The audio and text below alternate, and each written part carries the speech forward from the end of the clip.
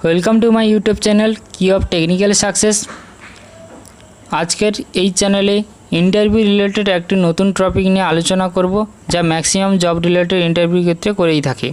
Why humming sound produce in transformer और what is humming sound. যখন তুমি কোনো ট্রান্সফরমারের কাছে যাবে তখন এমনই একটা সাউন্ড শুনতে পাবে যেমনটা এই ভিডিওর মাধ্যমে শুনতে পাচ্ছ, আর এটাই হলো হামিং সাউন্ড।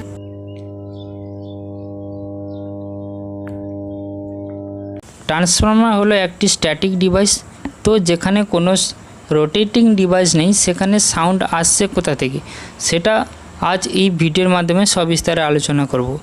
আর এটা জানার জন্য ট্রান্সফর্মারের ওয়ার্কিং প্রিন্সিপাল জানতে হবে তোমাদের। ট্রান্সফর্মারতে একটি কোর রয়েছে আর এই কোরের চারিদিকে ওয়াইন্ডিং মাউন্ট রয়েছে। এই কোরের একদিকে এইচভি ওয়াইন্ডিং আর অপর দিকে এলভি ওয়াইন্ডিং রয়েছে।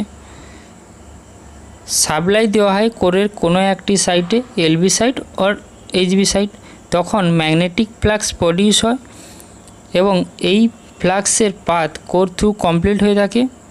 এবারে এই যে কোরের ইউজ করা হয়ে থাকে, এই কোরের স্ট্রাকচারাল দেখতে গেলে আমরা দেখতে পাবো আই বা ই শেপের অনেক স্ট্যাম্পিং দিয়ে তৈরি হয়ে থাকে এবং এই প্রতিটি স্ট্যাম্পিংকে ইনসুলেটেড করে একে অপরের ওপর বসিয়ে জোড়ে একটি কোরের রূপ দেওয়া হয় এবং বা কোর তৈরি করা হয়ে থাকে।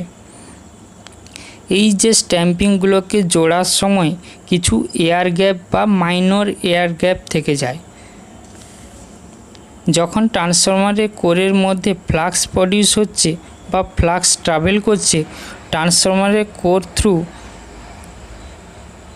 তখন ওই স্ট্যাম্পিংয়ের মধ্যে যে এয়ার গ্যাপ থাকছে সেই এয়ার গ্যাপের থ্রু ফ্লাক্স ট্রাভেল করলে স্ট্যাম্পিংয়ের মধ্যে একটি ভাইব্রেশন সৃষ্টি হয় বা ইলেকট্রিক্যাল ভাষায় যেটাকে বলা হয় ইলেকট্রোট্রাকশান। এর ফলে একটা সাউন্ড জেনারেট হয়, একে বলা হয় হামিং সাউন্ড।